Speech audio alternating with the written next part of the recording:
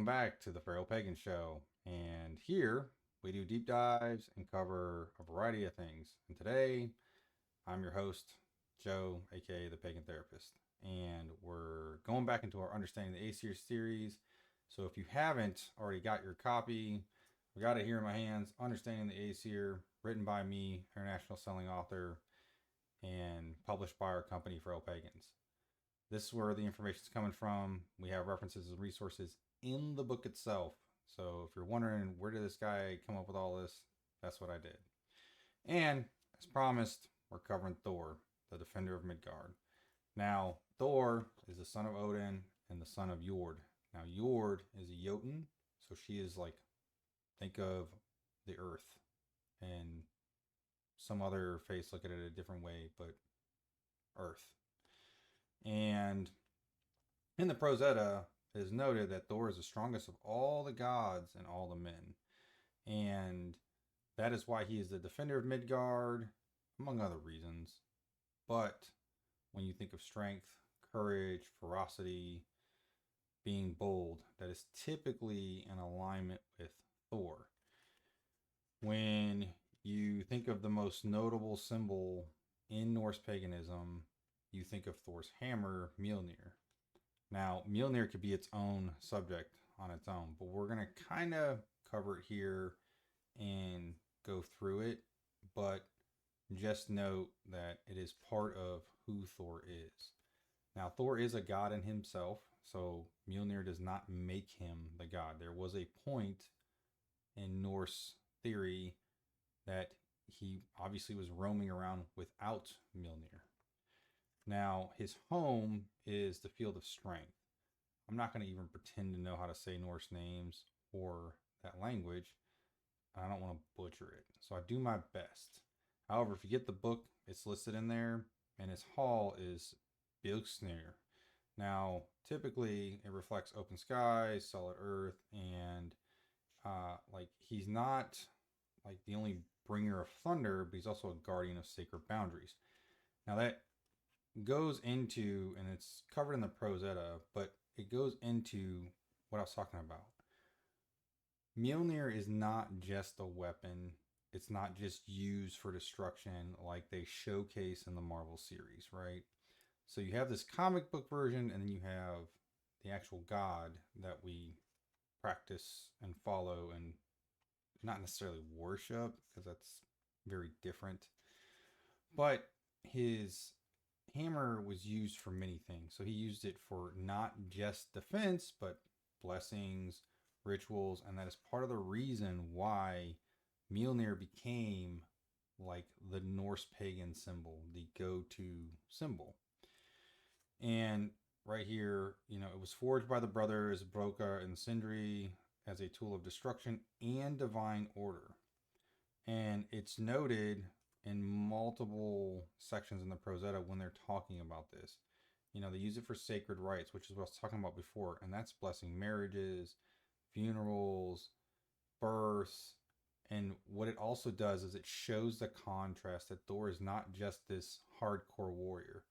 And I've seen other people talking about it, but it's true. Like, these gods are not just this like cookie cutter, one size fit all, hey, this is what I do, I'm the god of thunder, haha. It is far more complex. And I don't mean in a bad way, it's just that's who the gods are. And so understanding them requires more diving into it and really looking at what's behind it, not just what you see on TV. Now, his most frequent adversaries, ironically, are the Jötnar. And I like to preface that not all Jötnar are evil, just like not all gods are good or good natured. And there's tons and tons of stories. He wrestles with the Midgard serpent, Jormungandr. He slays Hrungnir. He, dresses as a bride, which we covered on our channel in one of the shorts, to essentially retrieve his stolen hammer. And it's funny, but it's just, it brings these things together that shows the complexity of the gods. That's part of the reason I wrote this book. Now, when he is discussed in general, right? We talk about invoking him for many different things. And while I've covered that like 2 or 3 times when I was talking about this, what I want you to know is that he understands that even though death is inevitable, so that brings us back to reminding us that, fate is tied to us and kind of preordained to some extent. And that's a subject for later. But, you know, out of the Poetic Edda, Thor, the son of Odin, against the serpent in his wrath, he will slay the Midgard serpent and stride away 9 steps before falling poisoned by its venom. And so Thor already knows this. I mean, his father is literally a god with the most wisdom and knowledge in the entire pantheon. And despite that, though, he still faces that sort of situation with courage. So when that time comes, it is noted that he is going to do this with courage. And everything he does full force, even dressing like a bride to get his hammer back. The key principle here is looking at modern practices. And that's where my focus is I try to focus at where the modern heathens or the modern Norse pagans or whatever you want to call yourself, where's your focus? What's your purpose? And how does this God relate to that? And some of the questions I ask in this book, right?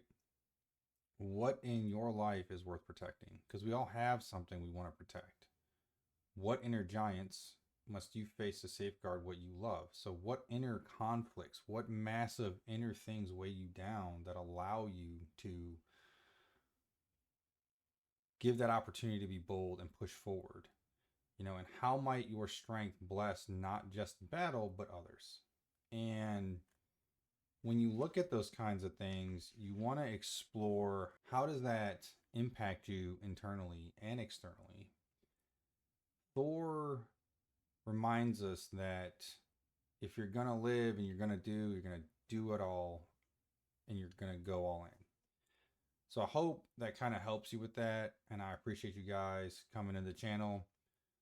Remember to like, subscribe to the channel, check out our shorts, check out our continued long-term content, check out all of our social media platforms.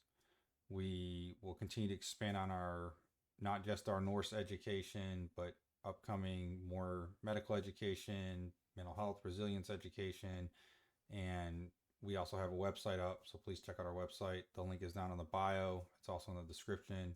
And as always, thanks for coming and stay forever.